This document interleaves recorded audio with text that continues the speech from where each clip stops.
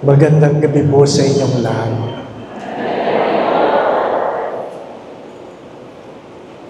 Alam po ninyo, may mga kasama po ako galing sa Maynila, hindi para po makinig na akin to, kundi magpa-picture kay Father Fidel. Father, huwag niyong bibiguin.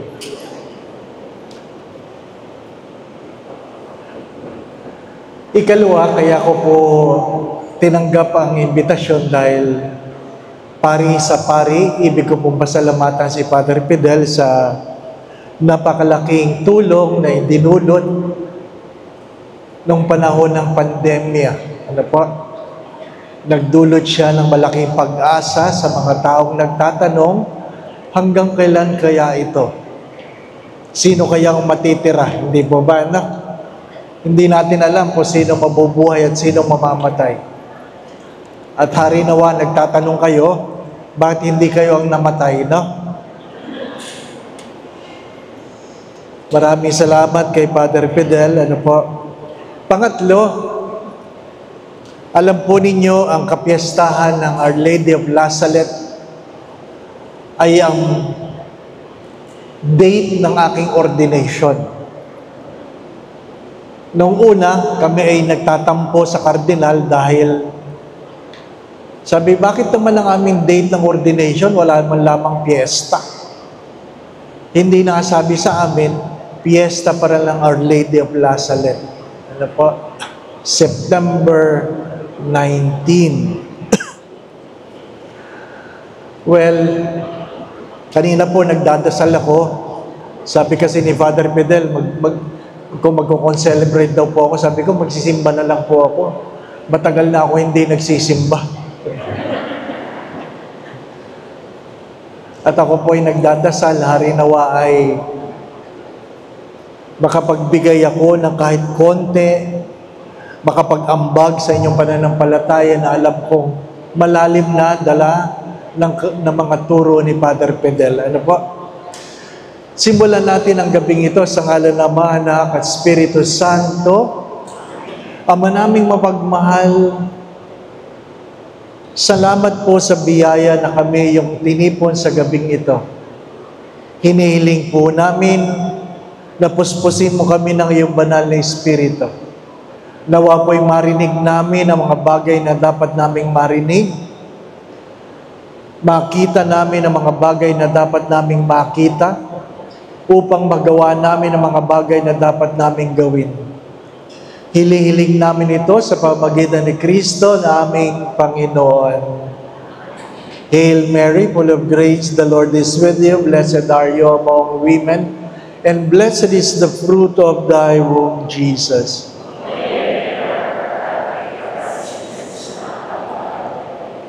Our Lady of La Salette, in the name of the Father, the Son, and the Holy Spirit. Amen. Naghahanap ako ng relo. Nasaan po relo? Wala. Para alam natin kung anong oras tayo matatapos. Ano po? Abay, malayo pa po ako. Ano po? Alas 7 po, alas 7. Alas 7:05. Dapat alas 8:05 tapos na ako. Ano po? Mahirap yung masyadong mahaba. Ano po? Para at least alam nyo, ay malapit na, malapit na. Minsan, ako po ay nagalit dahil sa mga pagkakamali sa gawain sa simbahan, at pwede namang hindi magalit. Pwede namang hindi magalit, pero minsan, kailangan yung magalit para matandaan na nagkamali na hindi nakakatuwa ang kanyang ginawa. Inuulit ko, pwede namang hindi magalit, pero minsan kailangan yung magalit para matandaan na nagkamali na hindi nakakatuwa ang kanyang ginawa. Maging ang Diyos ay nagalit. Hindi po ba, anak? Maging ang Diyos ay nagalit. Ang tanong ay, sumama ba ang loob mo, Father? Ang sagot ay, hindi. Hindi naman pag nagagalit, sumasama ang loob.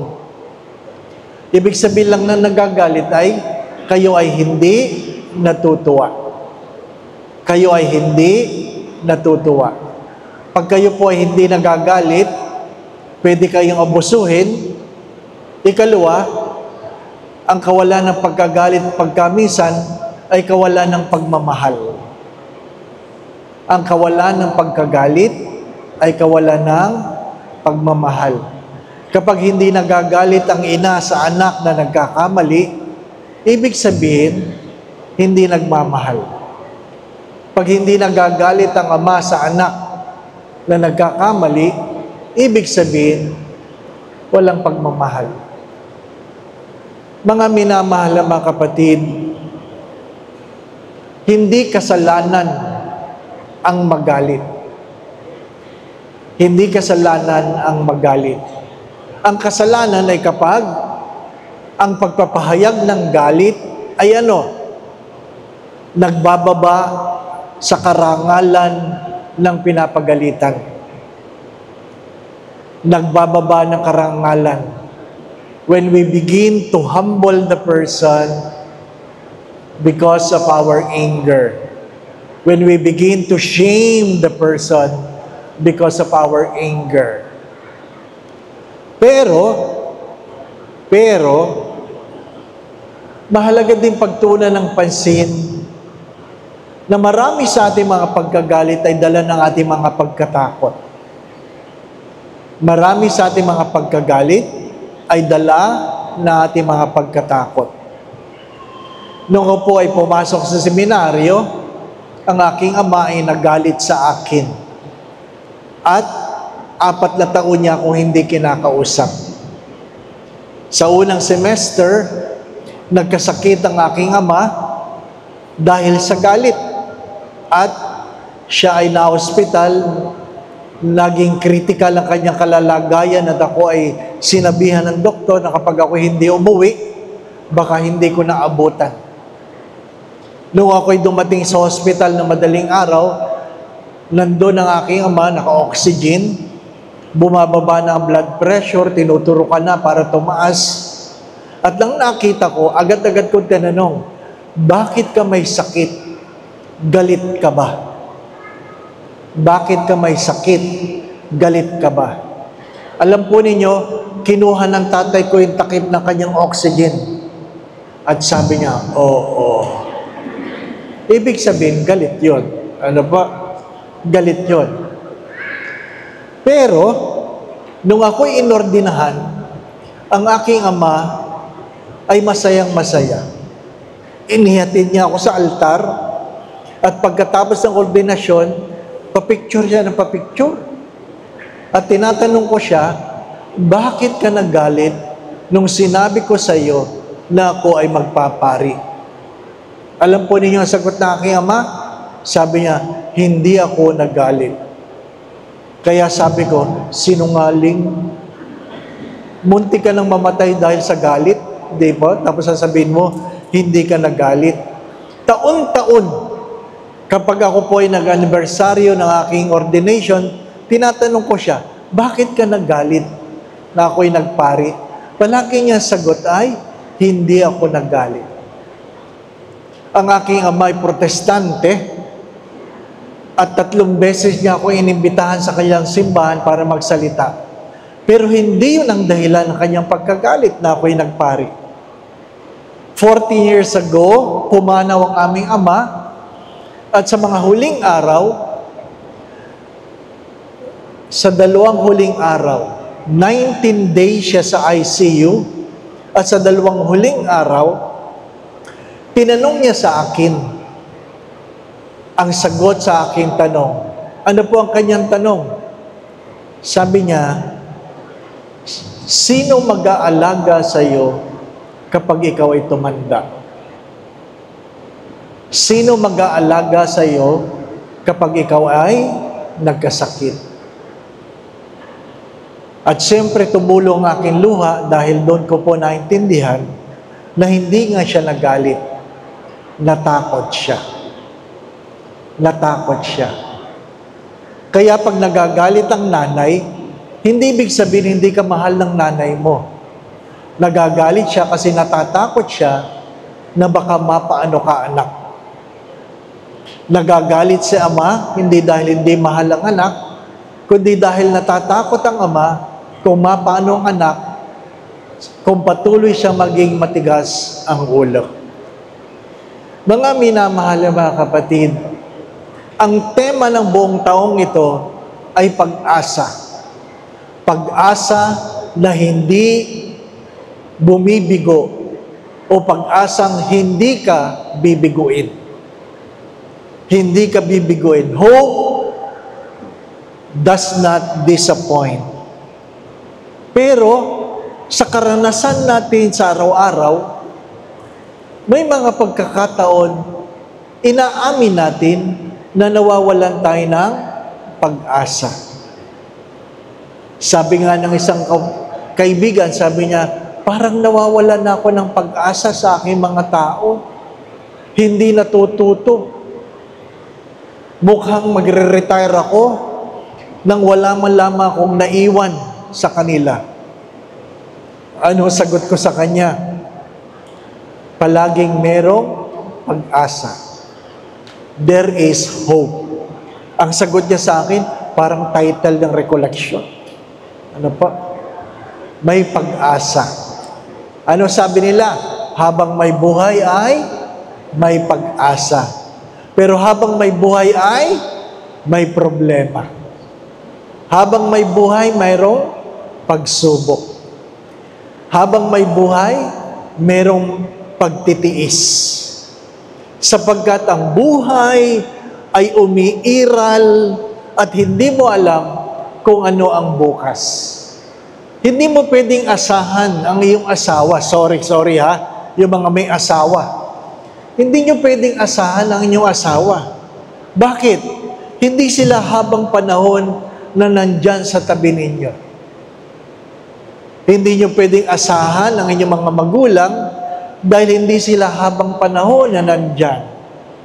Hindi nyo pwedeng asahan ang inyong mga anak dahil hindi rin sila habang panahon na nandyan. Hindi po ba?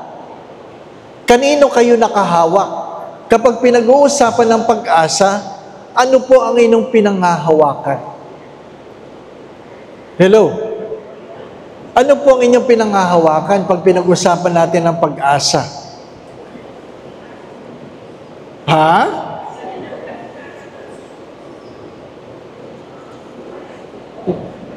Yung doktor namamatay eh. Di po ba, ano? So, hindi mo pwedeng sabing, ay, pag ako'y may sakit, may kaibigan ako na doktor, pagagalingin ako. Yung doktor ang unang namatay. Di po ba, ano? Hindi mo alam. Hindi mo alam. Huwag kayong magagalit. Magandang itanong, hanggang kailan si Father Fidel dito? Di po ba, anak? Hanggang kailan? Wala nakakalam. Walang nakakalam. Noong September 17, 2022, ako po ay na-stroke. At marahil alam ng iba sa inyo na ako ay na-stroke. Pero, tinatanong nila, anong sintomas ng stroke? Walang sintomas. Wala akong nararamdaman. Nagmisa ako sa umaga, nagkasal ako ng hapon, nagdadrive ako ng alas 5, alas 5:15, na-stroke ako, completely paralyzed. Completely paralyzed. Hindi ako nakakakita, nakakapagsalita ako, nakakarinig ako, hanggang doon lang. Kaya nga, sabi ng doktor, nung makita ko, sabi, ano sabi po niya? He might not make it. He might not make it. Ibig sabihin, nung makita ko, nawalan na siya ng pag-asa. Doktor yon. Bakit? Sabi lang ng mga kaibigan ko, kasi yung mga daliri ko daw, yung mga kuko ko, nangingitim na. Ibig sabihin, kulang na ng oxygen. Dalawa lang naman ang pwedeng mangyari. Pwedeng patay o gulay. Pwedeng patay o gulay. Kaya nga po, hindi kayo pwedeng umasa sa inyong kalusugan. Madalas ko po ito sinasabi, maraming nagplano kagabi pero hindi na nagising kaninang umaga. At maraming nagplano kaninang umaga na hindi na umabot ngayong gabi. Bakit? Dahil walang nakakaalam. Di po ba, ano? Walang nakakaalam. Mga minamahal na mga kapatid, so kanino tayo humahawak? Anong pinanghahawakan natin kapag pinag-usapan natin ang pag-asa? Ang sagot ay ang ating Panginoon. Ang ating Panginoon. Ano po sabi ng Santo Papa? Ang pag-asa ay nakaugat sa mukha ng Diyos na nakabayubay sa krus na punong-puno ng pagmamahal para sa iyo. Pinapaliwanag po ni Father Fidel ang itsura ng Kristo sa krus. Napansin po ba ninyo? Buhay pa. Buhay pa. Di po ba, no? Ikalawa, nakatingin sa inyo. Ha? Nakatingin sa tao ang krus. Ha? Ibig sabihin, sa gitna ng kanyang pagkabayubay, nakatingin siya sa iyo. Hindi niya iniisip ang kanyang sarili upang magdulot ng pag-asa.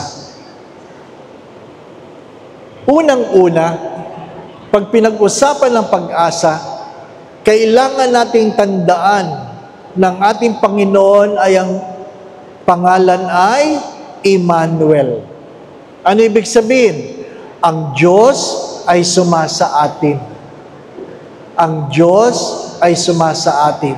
May sakit ka, ang Diyos ay sumasa atin. Masaya ka, ang Diyos ay sumasa atin. Bata ka, tumanda ka, ang Diyos ay sumasa atin. Unang-una, kapag pinag-usapan ng pag-asa, kailangan nakahawak tayo sa ugat ng pag-asa. Sino? Si Kristo. Ikalawa, mahalaga na meron tayong inspirasyon. Meron tayong pinagkukunan o pinaghuhugutan ng inspirasyon o mga modelo ng pag-asa. Sino ang number one? Sino ang modelo ng pag-asa? Ang sagot ay si Maria na ina ng pag-asa. Kung si Kristo ang pag-asa, si Maria ang modelo ng pag-asa. Siya ang ina ng pag-asa. Kung ako po'y may pagkakataon, nagpupunta po ako sa shrine ng Our Lady of La Salette sa France. Ano po? At katulad ng imahen sa harap, nandun nakaupo kung saan tumatangis ang mahal na Birhen. Bakit tumatangis ang mahal na Birhen? Dala ng pagkakasala ng tao. Dalawa ang simbolo ng ina ng La Salette. Ano yon? Martilyo at pliers. Martilyo at pliers. Ano ibig sabihin? Pag ikaw ay nagkakasala, nagbabaon ka ng pako sa palad ng Diyos. At kapag ikaw ay nagsisisi, binubunot mo ng pliers ang pako sa palad ng Diyos. Yun po ang mensahe ng ina ng La Salette. Kaya po, pag tumitingin kayo, dumadaan kayo doon, sana maalala ninyo na sa gitna ng ating mga kasalanan, merong isang hindi nawawalan ng pag-asa. Hindi ko alam kung alam niyo ang kwentong ito, na kung saan ang isang ama ay nawalan ng pag-asa sa kanyang anak. At sabi niya sa kanyang anak, simula ngayon, hindi na kita pagagalitan. Simula ngayon, hindi na kita sasawayin. Pero tuwing ikaw ay nagkakasala, tuwing ikaw may ginagawang mali, ako ay magbabaon ng pako sa hamba ng ating pinto. Alam niyo po ba yung hamba? Yung doorpost. Ako ay magbabaon ng pako sa hamba ng ating pinto. True enough, nung nagkasalang anak, hindi pinagalitan ng tatay, nagbaon ng pako. Umuwi ng lasing, nagwala, nagbaon ng pako. Napaaway, hindi pinagalitan, nagbaon ng pako. Tuwing nagkakamali, nagbabaon ng pako ang tatay sa hamba ng kanilang pinto. At minsan dumadalaw ang barkada ng anak, sabi, bakit ang daming pako ng hamba ng pinto ninyo? Ano sabi ng anak? Ay, kailangan niya kasi sabitan namin ng kung ano-ano. Sabitan daw ng jacket, ng sambalilo. Hindi niya maamin na mga pakong yan ay tungkol sa kanyang kasalanan. Lumipas ang panahon, puro pako na. Pangit na yung pinto. At nahihiya na siya na mayroong kaibigan dumadating at nagtatanong, bakit ang daming pako ng hamba ng pinto nyo? Kaya hindi na siya nag-iimbita ng kaibigan. Hanggang minsan, tinanong niya sa kanyang ama, paano po ba bubunutin yan? At ang sagot ng ama, pag may ginawa kang mabuti, hindi rin kita pasasalamatan, hindi rin kita pupurin, magbubunot lang ako ng pako. Ganun ang kwento ng mag-ama. Nagkamali, pako. Gumawa ng mabuti, bunot. Nagkamali, pako. Naggawa ng mabuti, bunot. Hanggang ang bata ay natuto na gumawa ng mabuti at unti-unting nauubos ang pako. At ang maganda ay naubos ang pako. Naubos. Birthday ng tatay, sa tinagal-tagal ng panahon, noon lang siya niragaluhan ng kanyang anak ng cake. At merong isang pakong natitira. Ay ang pangako, hindi siya pasasalamatan. May pako pa. So tinanggap ng tatay ang cake, hindi pinasalamatan, at binunot ang pako. At umiyak ang anak. Umiyak. Iyak ng iyak. Ang tatay ay umiyak din. At niyapos ng tatay ang anak at sabi, hindi ka ba natutuwa? Wala ng pako. Hindi ka ba natutuwa na wala ng pako? Anong sagot ng anak? Natutuwa po ako, kaya lang, kahit wala ng pako, naroon pa ang mga pinagpakuan. Wala ng pako, pero naroon pa ang pinagpakuan. Pwede namang sa muling pagkabuhay, mawala ang sugat na pinagpakuan. Hindi po ba, anak? Pero sa muling pagkabuhay ng Diyos, sinabi niya kay Tomas, sinabi niya sa ibang apostol, isuot mo ang iyong daliri sa butas ng aking palad, sapagkat hindi inalis ang pinagpakuan. Dahil ba nagtanim ng sama ng loob si Jesus? Hindi. Hindi. Kundi, hari nawa, meron tayong natututunan sa ating mga pagkakamali.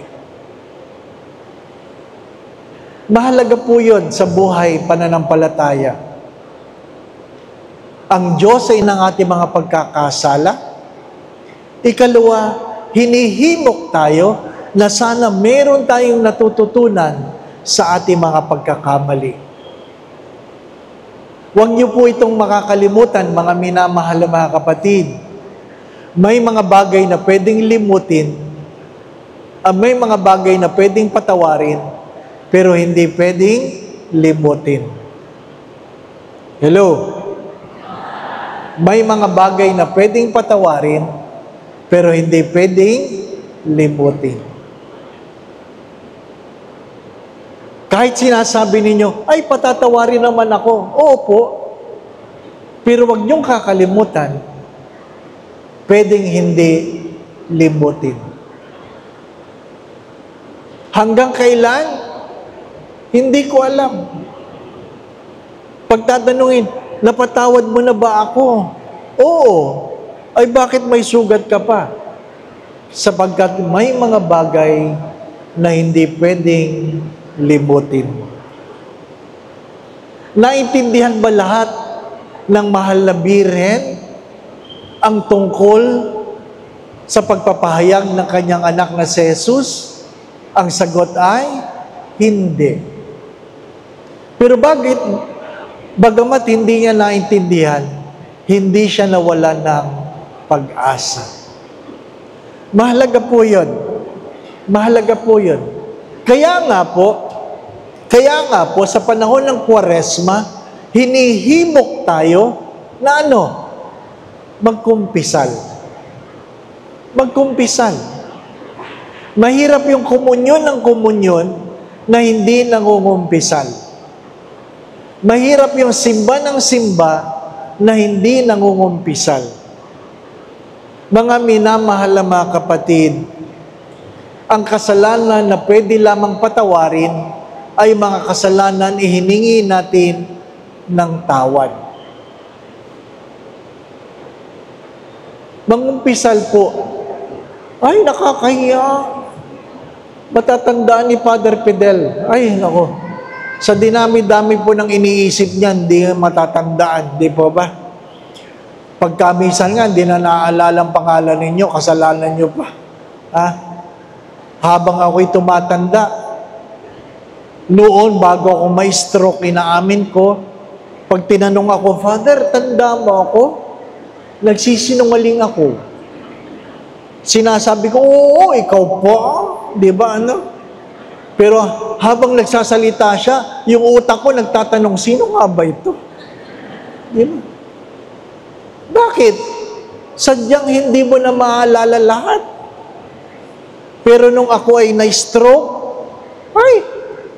pag sinabing, Father, tanda mo ako, agad-agad, di ko po kayo kilala. Ano po? Si Father naman, di ba? Ba't magsisinungaling ba ako? Kung hindi ko talaga maalala, hindi po ba Pag tayo tumatanda, talagang ang una natin nakakalimutan, pangalan, di po ba Pangalan. Kaya nga, mahilig tayo sa kuya, ate, di ba? Kasi hindi natin kilala. Mahilig tayo sa simbahan, sister, kunwari, brother, di ba Kasi hindi na natin kilala. Kaya nga sabi ng apo kay Lolo, Lolo, kahanga-hanga ka sa tanda mong yan. Ang tawag mo pa rin kay Lola, sweetheart. Sabi ni Lolo, huwag ka maingay. Hindi ko na maalala ang pangalan ng Lola mo. Di ba? Kaya pag ikaw ay tinawag ng asawa mo, sweetheart, tanong mo anong pangalan ko. Baka hindi ka na niya maalala. Di ba ba, Pagkamisan, dinadaan lang natin sa mga biro, pero hindi na natin alam talaga ang pangalan. Di ba? Mga minamahal na mga kapatid, kasalanan ba yun? Hindi. Sadyang tayo ay tumatanda. Di ba Tumatanda. Kaya yung magulang nagpapakilala ng anak. Sabi niya, Father, ito po mga anak ko. Pakilala kayo kay Father. Natawa ako. Kasi alam ko, hindi na niya maalala pangalan ng mga anak niya. Isa-isa nagpapangaw. Sabi niya, ang galing mo, kuya. Ha? Hindi mo na maalala ang pangalan ng mga anak mo, no? Di ba? Kaya ko nga, Father, ha? Kaya pag kayo ay hindi madali, alam nyo kayo makakalimot pag kayo nagkaanak, ano po? Pag babae, lahat pangalan, Flor. Flor. Oh. Father, anak ko, Flor. Si Flor, si Flor. Lahat Flor. Oh. Lahat Flor. Wala kang tatanda ko Flor. Ano mo, di ba? Ay, paano malalaman yung pangalan? The first floor, or second floor, or third floor. Di po ba, ano? Oh. Ang panganay, first floor. Di po ba, ano? Ha? Oh, pag lalaki, step. Oh, step. Say step. Step 1, step 2, step 3. Di po ba, ano? Tayo ay tatanda. Ano sabi nila? Pagdating ng araw, hindi lang pangalan na makakalimutan mo, pati mukha, makakalimutan mo na rin.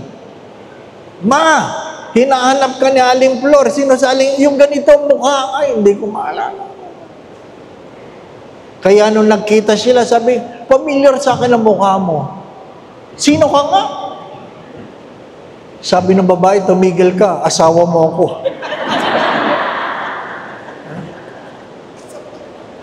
May mga bagay na pwedeng patawarin, pero hindi pwedeng limutin, maliban sa pagiging ulianin.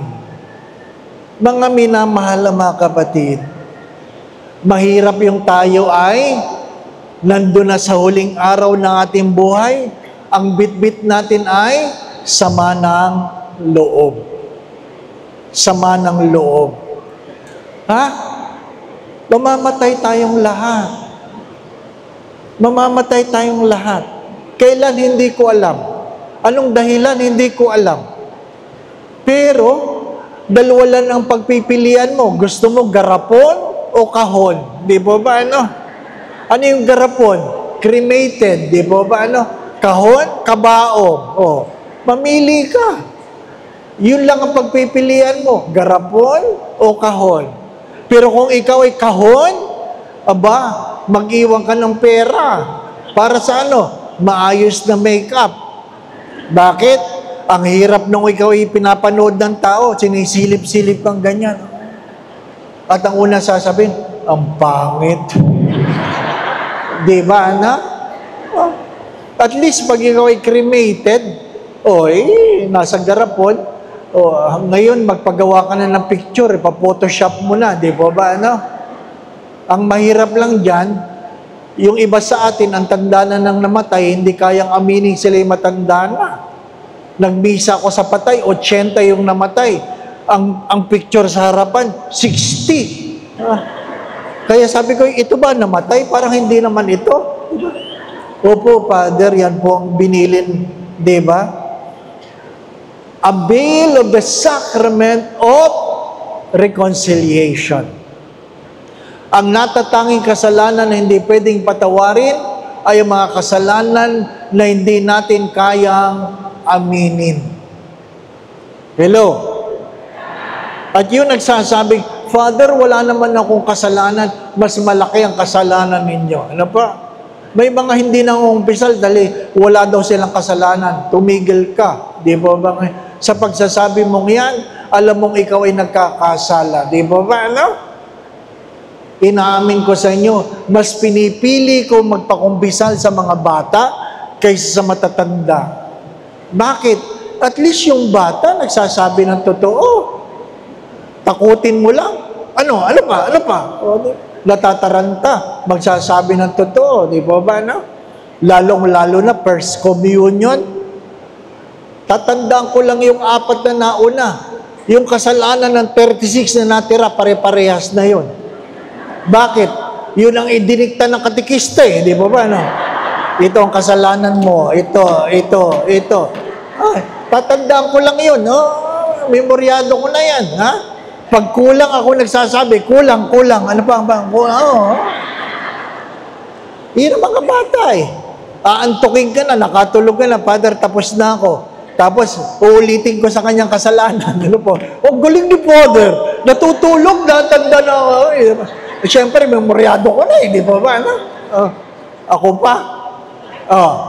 Pero minsan, ginulat ko yung bata. Sabi ko, ano pa? Ano pa? Bitawan mo yung kodigo. Bitawan. Father, wag mo akong takutin. Kung ano yung lang kasalanan na tatandaan. 10 taong gulang, sabi niya, I have committed, ano? Father, dahan-dahan lang. Ano nga?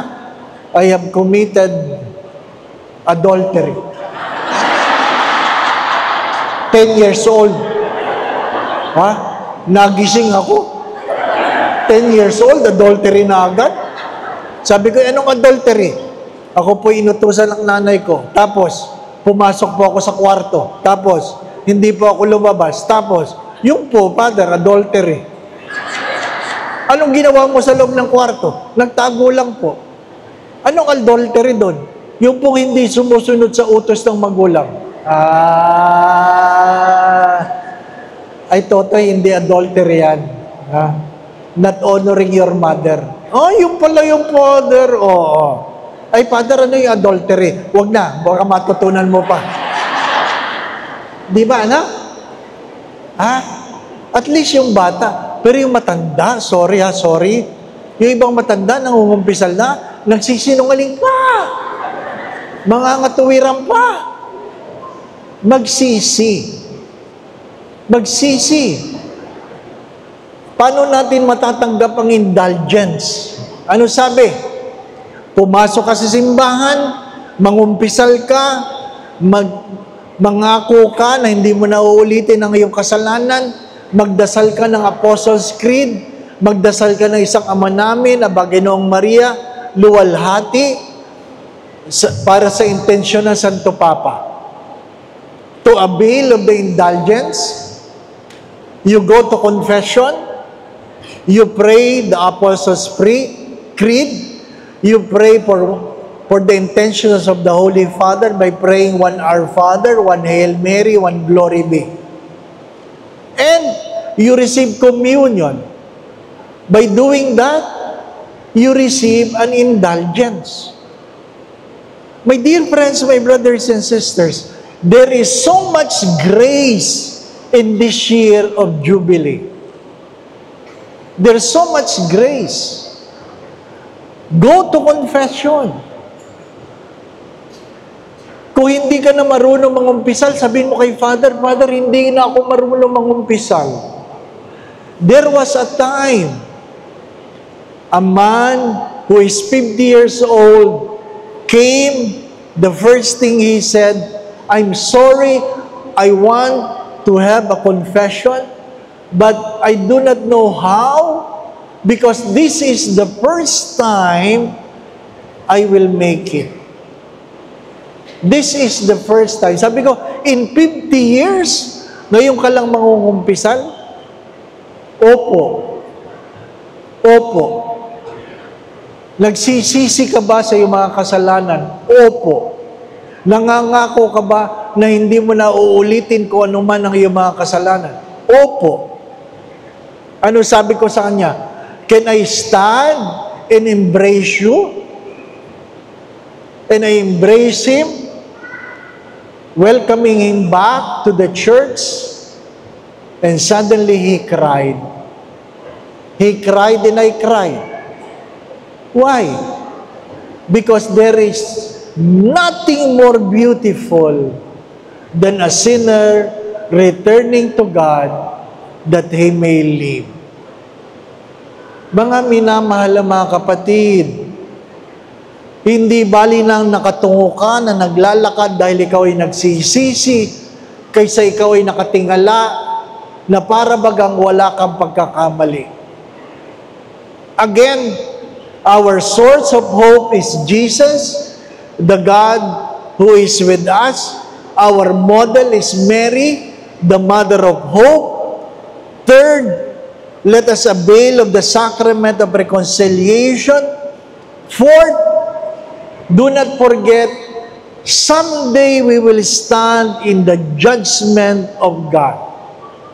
Darating ang araw, tayo ay tatayo sa harapan ng Diyos habang tayo ay hinuhusgahan. Kailan, hindi ko alam. Dati sa parokya, mayroon kaming bowl. na kung saan merong Bible passages na bubunutin mong ganyan at sasabihin mo, ay, ito message ni Lord. Gugupitin yun, maliliit, ipapasok yun sa straw para bilog-bilog. Ang problema, may mga tao, pag kumuha, tatlo-tatlo. Bakit? Mamimili pa eh. Ay, hindi ito. Ay, hindi ito. Ay, ito talaga message ni Lord. Namimili tayo. Kaya ano sabi ko, isama mo ito dyan, isama mo. Ano yung Father? Isulat mo, you fool, I will take your life tonight. Simula nun, wala nang bumunot. Diba? Bakit? Takot tayo eh. Takot tayo. Bakit tayo takot? Hindi tayo takot mamatay. Takot tayo sa paghusga ng Diyos. Di po ba? Takot tayo sa paghusga ng Diyos. Death is certain. You can never avoid it. Even Jesus died. So nobody among us can say, I will be spared from death. Nobody. Everybody will die. Even though we wish, like many others, we wish that when we die what? Hello? Sa anong gusto nyo mamamarana kayo mamatay? Nalulunod, taas ang kamay, nalulunod. Ha? Nasusunog. Nadaganan ng building. Nag-crash ang eroplano. Wala. Kahit madre, pag tinanong mo, sa anong gusto mo pa mamamatay? Ano sagot? Natutulog. Sana kunin ako ni Lord habang natutulog. Tama po ba? Tama po ba? Oh, di ba?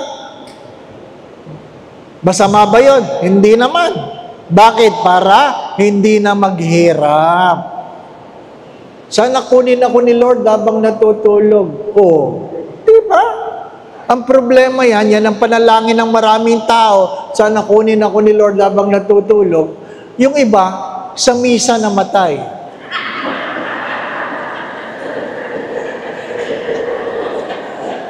Oh, sa misa namatay. Bakit? Natutulog eh. Di ba, anak? Marami sa atin, sa misa natutulog. Parang pampatulog si Father. Unang pagbasa, unang pagtulog. Ikalawang pagbasa, pangalawang pagtulog. Humilia, mahaba-habang pagtulog. Kaya, patay. Kasi, ang panalangin mo ay kunin ka ni Lord habang natutulog. Tama po ba? Pero, malay nyo, mamayang gabihan, sino nakakaalam? Meron ba? Wala. Palagi ko itong kinukwento kasi yung aking yumaong spiritual director, si Father Ben, minsan wala sa breakfast. Sinundo ko siya sa kanyang kwarto. Pagkatok ko, bihis na bihis. Bihis na bihis. Sabi ko, may lakad tayo? Kasi ako po driver niya madalas. Sabi niya, wala. Oh, ay bakit kayo bihis na bihis? Ha? Nakasuot. Isipin ninyo? Naka-Americana? Ha? Naka-Roman collar? Naka-long sleeve? Naka-medyas? Sabi ko, ba't kayo bihis na bihis? Ano sagot sa akin ng matanda? Kasi kagabi, nahihirapan ako huminga. Ay ano ngayon? Nagbihis na ako. Feeling niya kagabi, mamamatay na siya. Ay, ayaw ko mang ipahiya ang matanda. Hindi ko napigil ang sarili ko. Natawa ako eh. Sabi, ano nangyari? Buhay pa kayo? Di po ba? Sabi, ba't nagbihis kayo? Para disente. Sabi na, Para daw pag dinatnan namin siya, disente, ano po? Diba? Tama din naman. Kasi, mahirap yung ikaw ay namatay habang nagpupupo, di po ba? Nagsisiyar, ano? Habang nag-iri ka, na-stroke ka, ang pangit. Habang naliligo, dadatnan ka doon, hubot-hubad, di ba, ano? Oo. Mahirap, di po ba, ano? Kaya nga sana habang natutulog. Pero, maganda din yun, magbihis kayo. Practice ba? Practice. Mamayang gabi, isuot nyo na yung gusto ninyo, piliin nyo. Ito gusto. Di ba? The only certain in this world is uncertainty. My dear friends, why we have to go to confession? Because someday we will stand before the judgment of God. Kaya habang wala pa ang paghuhusga, magsisi. Magsisi. Pero walang biro. Walang biro. Magbihis ka lang mamaya. Walang biro. Subukan mo lang. Hindi. Subukan nyo lang. O yan na lang, nani. Huwag na kayo magbihis. Ganyan. Yan, ganyan. Yung kwentas na yan, ganyan. Gulatin mo lang ang asawa mo. May asawa ba kayo? Wala. Swerte ninyo. Di ba, ano? Kung may asawa ka, gulatin mong ganyan, di ka nagbihis. Ba't di ka nagbibihis? Practice. Di ba, ano? O, sabi, anong practice? Malay mo, kunin na ni Lord. Di ba, ano? Matatakot yun. Magpapakabait ang asawa ninyo. O, sabihin mo, mag-practice ka rin. Di ba, ano? O, di ba? Halikan mo. Di ba? Yapusin mo at sabihin mo, kung ano man ang aking pagkakasala, patawarin mo ako. Huwag mong kakalimutang mahal na mahal kita. Di ba, ganon? Di ba, ano? Tapos, gumanyan ka na, ganyan.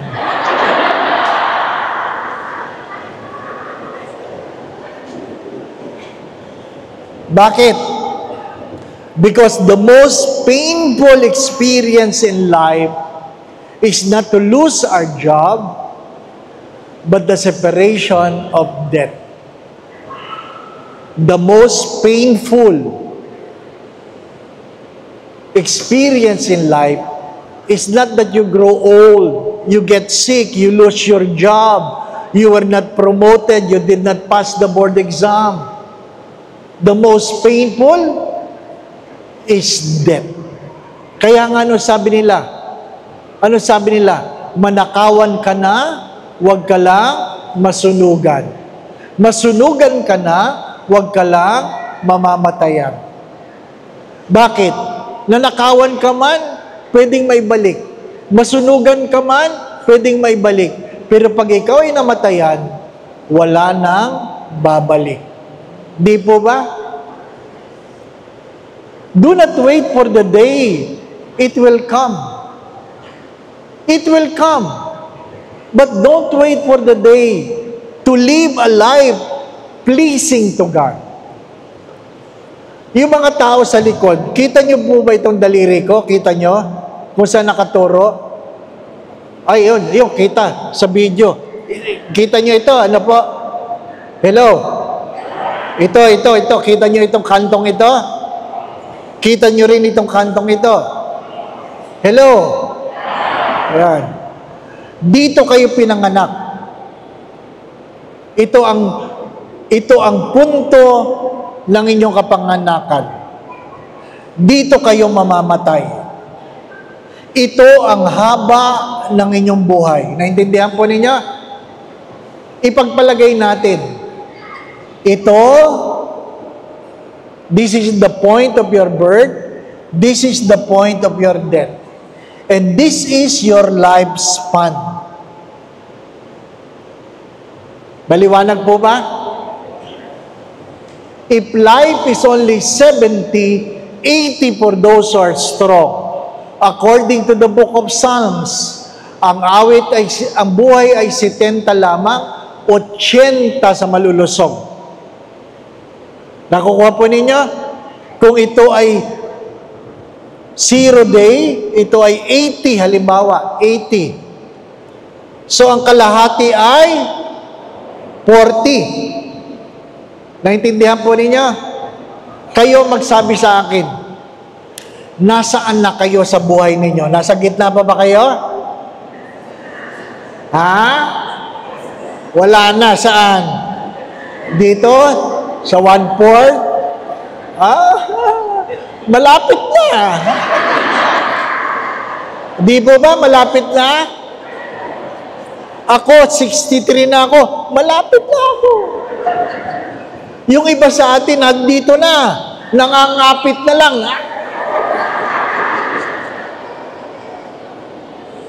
Darating tayo doon.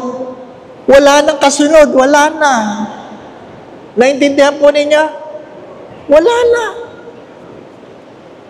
Maiksi lang ang buhay. 63 ako. At sabi nila, kung makaka-80 ka, 17 years na lang ako. O tingnan niyo mukhang ito. Mukhang 17 na lang ito, 17. Kung yung 63, napakabilis, yung 17 pa kaya? Di po ba? Bakit pa ako magkukunwari? Ano sabi sa aklat ng karunungan? If you know that your days are numbered, you will grow in wisdom. Hello? Kung alam ninyo na bilang ng inyong mga araw, ikaw ay lumalago ang karunungan. Ito po, 70 na lang. Malapit na. Pero yung iba sa inyo, huwag kayo magagalit. Yung mga mukha nyo, mas malapit na. Di ba, ano? Kung hindi man kayo, magulang ninyo. Ano ang palagi ko sinasabi sa mga anak? Magtatagal pa ba magulang mo? Hindi ko alam. Pero, hanggang ngayon ba, binibigyan mo ng sama ng loob? Mga anak, maiksi na lang ang buhay ng ating mga magulang. Bibigyan niyo pa ba ng sama ng loob? Kayo ang sumagot. Wala naman tayong may papabaon. Sapagkat dumating tayong walang dala, aalis tayong walang dadalhin. Magpapabaon pa ba tayo ng sama ng loob? Di ba? Maiksi lang ang buhay. Even though my prayer is what? That I will live until 87 years old. If God willing, I live until 87. Yun ang aking panalangin. Bakit 87, Father? Kasi sa 86, magsi-celebrate ako ng aking golden sacerdotal anniversary. Hari nawa, maka 50 years ako sa aking pagkapari. Kailan yun? On my 86th year. Ay, sa 86 naman pala, Father, ba't gusto maka 87? Natural. Alam ka naman, pag-celebrate mo ng golden anniversary, patay agad. Di ba, no? Dapat mayroong, alis na ako, malapit na ako, ha? Di ba? At least mayroong 1 year. Nobody knows. We will stand before the judgment of God. Eventually, we will die. And death is the most painful experience. Ang nakakaintindi lang yan, yung mga namatayan. Nung pumanaw ang aming ama, hanggang ngayon, parang patuloy kami nagluluksa. Ang aking kapatid, nung February, 65 years old, dinala ang sarili sa hospital, Hindi na nakalabas. Dinala ang sarili sa emergency room sa sakit ng tiyan. Tinawagan pa ako ng doktor, nothing to worry. Alauna, patay. At 65, hindi ko na dinatnan. Nung nakita ko, nasa body bag na. Binuksan lang yung bag. Hinalikan ko lang siya sa noo. Ano sabi ko? Di ka man lang nagpaalam. Hindi ka man lang nagpaalam. Di ba? You will never know. If you put your hope in your skills, well, someday you will be disappointed. If you put your hope in your health, someday you will be disappointed. If you put your hope on people, someday you will be disappointed. We can only hope in God. My dear friends, my brothers and sisters, Jesus is our hope. Mary, the mother of hope, is the model of hope. We must avail of the sacrament of penance. We must prepare ourselves to stand before the judgment of God. Whether you like it or not, someday we will die. So ano na lang ang pwede?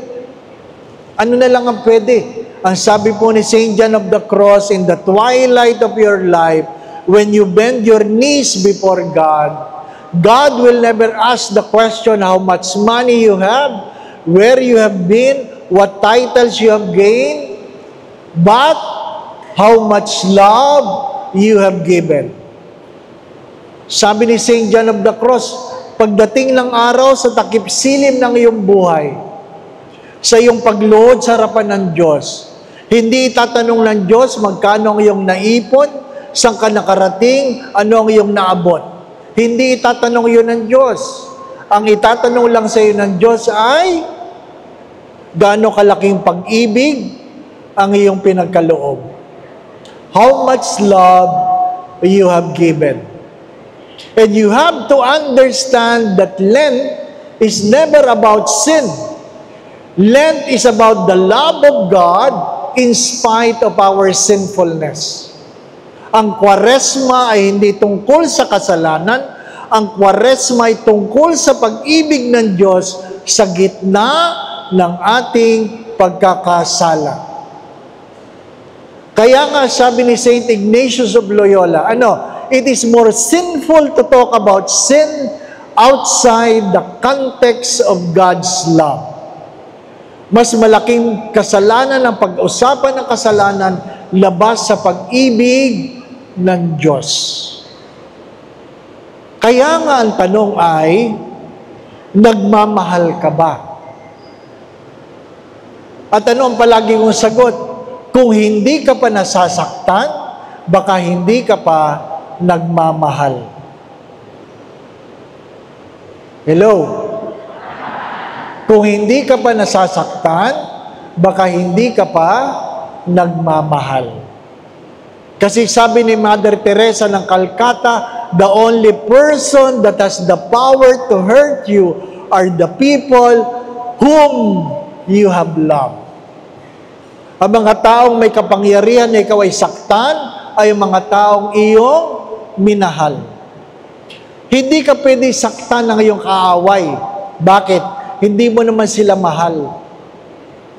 Pero, ang magulang ay grabe ang sakit ng kalooban, dala ng kawalan ng paggalang ng anak, dahil ang anak ang unang minamahal ng kanyang ina. Hello? Hindi nasasaktan ng ina dahil ang anak ay hindi nakatapos. Hindi nasasaktan ng ina dahil ang anak ay hindi yumaman. Nasasaktan ng ina dahil ang anak ay bastos. Nasasaktan ng ina dahil ang mga anak ay walang galang.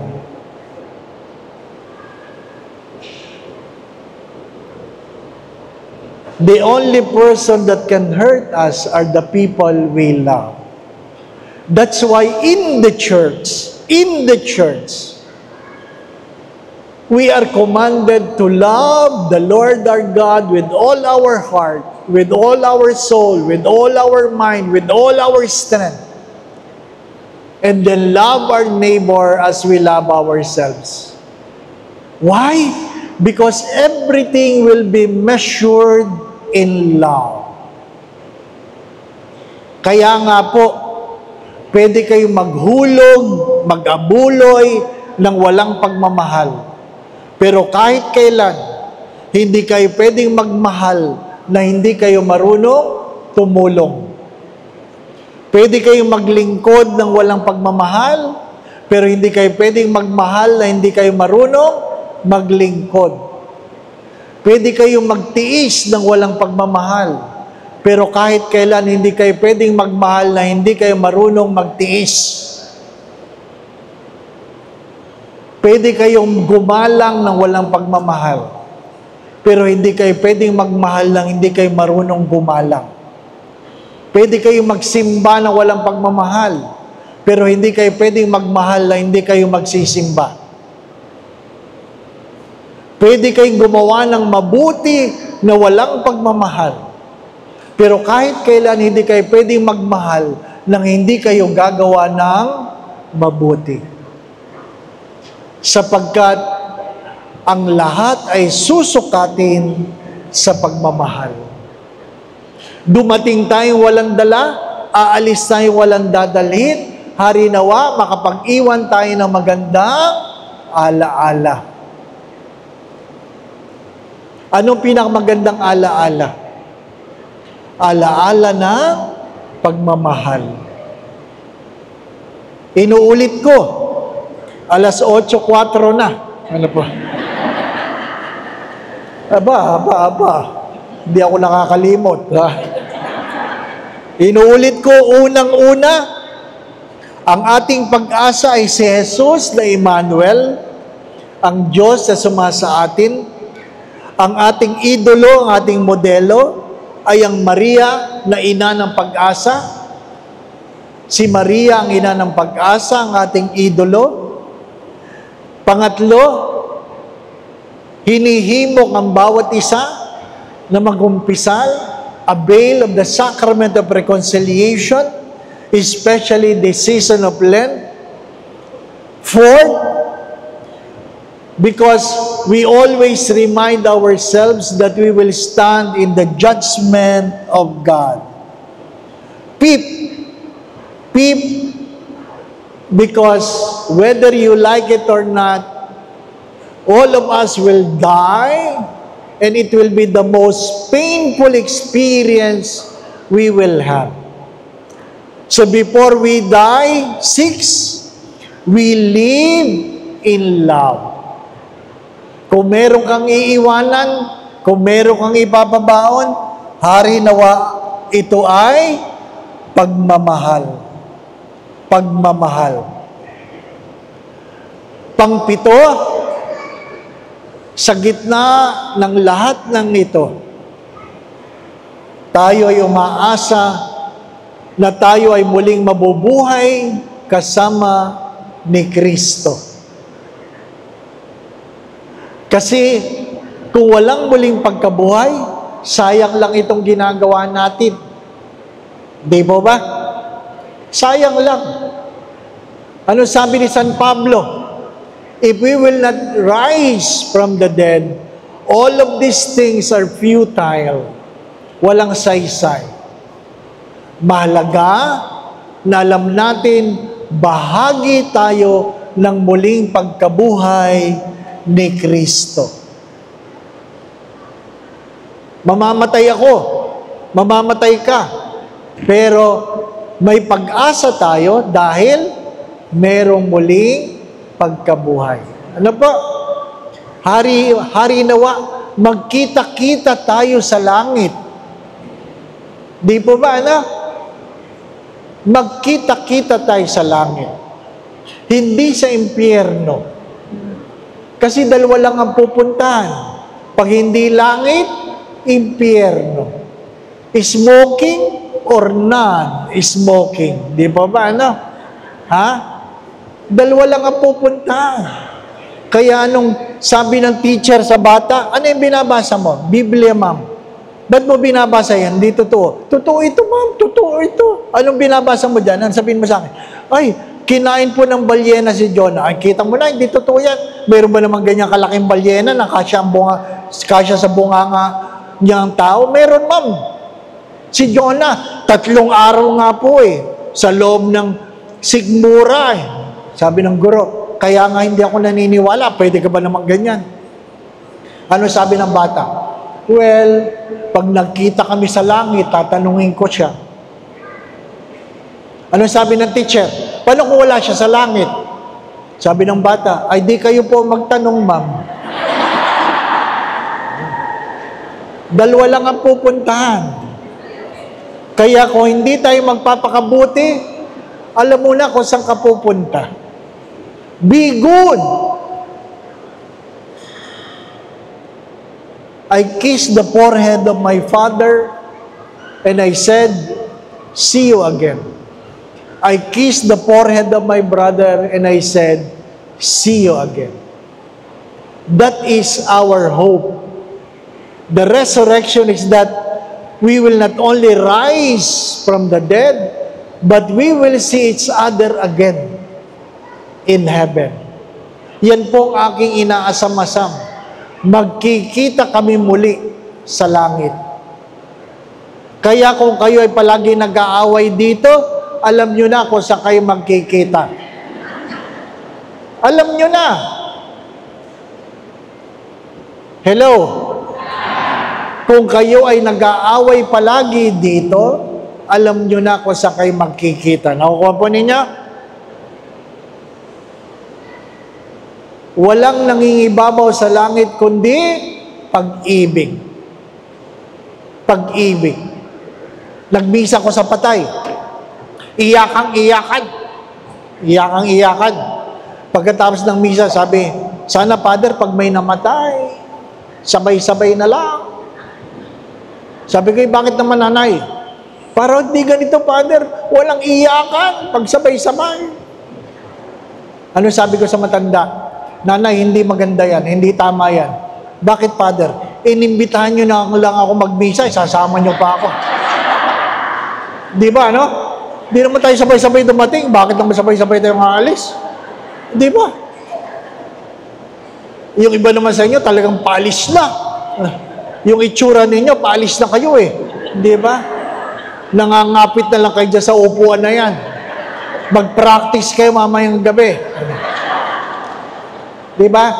Sana, Father, pag ako'y nakalamay, yung itsura ko parang natutulog lang. Mamaya, magpa-picture kayo. Diba? Para may kokopyahin. Ano po, di ba? No? Iba pang disenyo, pag natutulog, nakanganga. Oh. Mahirap magdasal pag may nakanganga. Maliwanag po ba? A10. A10. And lastly,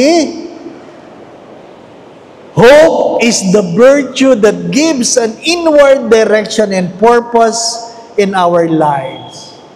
Ang pag-asa, ang siyang giya o gabay ng ating buhay. Umulan man bukas, may pag-asa. Hindi dahil, alam mo, sa susunod na araw ay iinit. May pag-asa dahil ang Diyos ay tapat. Balik po ako sa aking tanong kanina. Seryoso ito, seryoso. Sana baunin nyo at pagnilayan nyo mamayang gabi. Ang alin? Sa dinami-dami ng namatay nung pandemic, may kilala kayo? May kamag-anak kayo namatay? Sa dinami-dami ng namatay nung pandemic, Ang aking tanong ay, bakit hindi ikaw?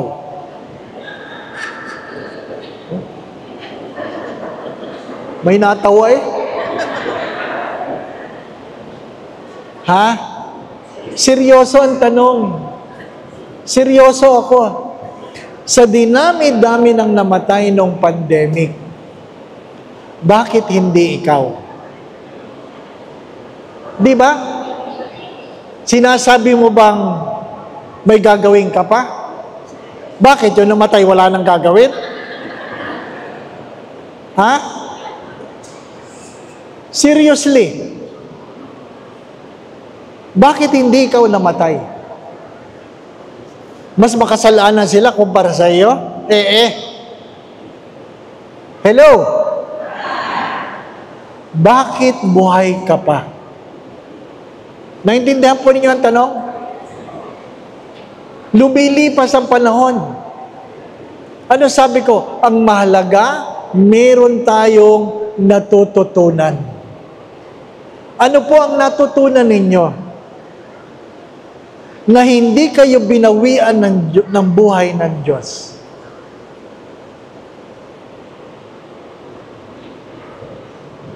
Seriously. I hope you bring that into prayer. I hope you bring that to prayer. And second, what have you done out of gratitude that you were spared from death? Ano na ang ginawa ninyo? Sa loob ng 2 o magtatatlong taon, ano na ang ginawa ninyo upang ipakita sa Diyos ang inyong pasasalamat na kayo ay hindi binawian ng buhay nung panahon ng pandemic?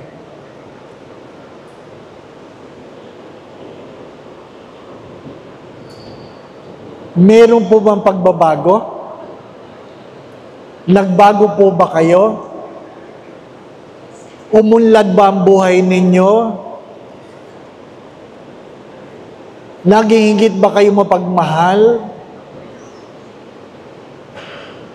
Tumatanaw ba kayo ng utang na loob sa Diyos? O hanggang ngayon, madalas pa rin kayo nagrereklamo sa Diyos? Naging madalas ba ang pagsisimba? Naging madalas ba ang pagdadasal? Dala ng pasasalamat?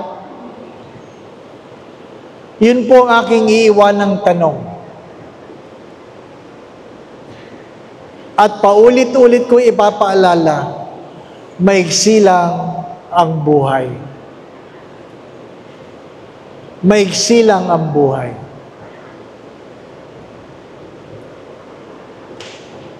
Nung sinabi ng doktor that I will not make it because I was completely paralyzed, and on the second day, suddenly, I was able to move my hands and my feet, yung doktor na nagsabing, I will not make it, on that day, sabi ng kaibigan kong doktor, nagsimba si Dr. Reese. Sabi ko, bakit? Nagulat siya sa milagrong nangyari sa iyo. Well, inaamin ko, at inaamin naman nila, na ang kaso ko ay isang milagro. Isang milagro. Sabi ko, ba't siya nagsimba? Ay kasi, nabigla siya sa milagro nangyari sa iyo. Ano sagot ko? Kailangan ako may stroke bago siya magsimba uli. Sana siya na lang na na-stroke. Diba, no? Pero anong natutunan ko? Minsan ang ating mga pagsubok, ang mukha ng pag-asa para sa ibang tao. Pagka minsan ang ating mga pagsubok, ang ating mga problema, ang mukha ng pag-asa para sa ibang tao. Magti 3 years na ako.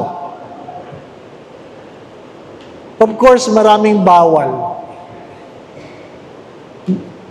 Few months ago, tinawagan ako ng kaibigan kong doktor, sabi niya, pupunta sa iyo si Dr. Riz, magpapapray over. Sabi, ba't siya magpapapray over? Hindi ko alam. Nagpunta siya.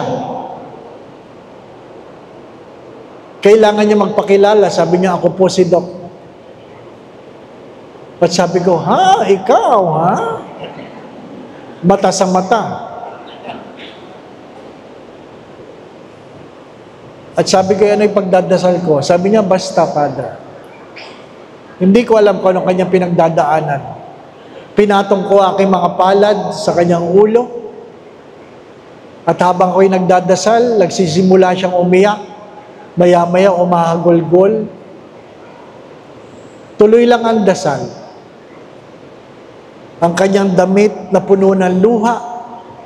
Ang kanyang mukha na sira ang makeup. At pagkatapos, umalis na. At sabi ko sa kaibigan ko, nakita ko na si Doc. Itanong mo na lang bakit siya iyak nang iyak.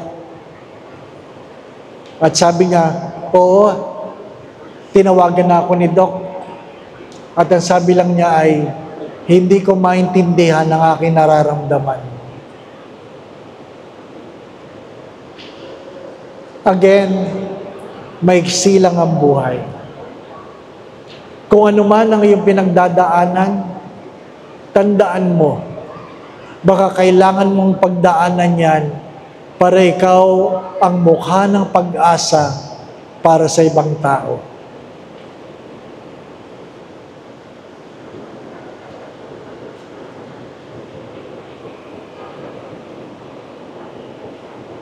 Live in love. Do not be afraid. Hope in the Lord because we have a God who never fails. Sumainyo ang Panginoon. Magsitungo kayo at hingin ang pagpapala ng Diyos. Naway patuloy kayong ingatan ng Diyos. Ilayo kayo ng Diyos sa lahat ng uri ng kapahamakan. Patuloy kayong pagkaluban ng kalakasan, kalusugan. Kung meron man sa inyong may karamdaman naway pagkaluban kayo ng Diyos ng kagalingan. Gabayan kayo ng Diyos sa lahat ng inyong mga iniisip at ginagawa. Kung meron man kayong mga pinagdadaan ng suliranin o problema sa buhay, tuwangan nawa kayo ng Diyos. Alisin ng Diyos ang inyong mga pagkatakot at pangamba. Dagdagan nawa ng Diyos ang inyong pananalig at pananampalataya sa Kanya.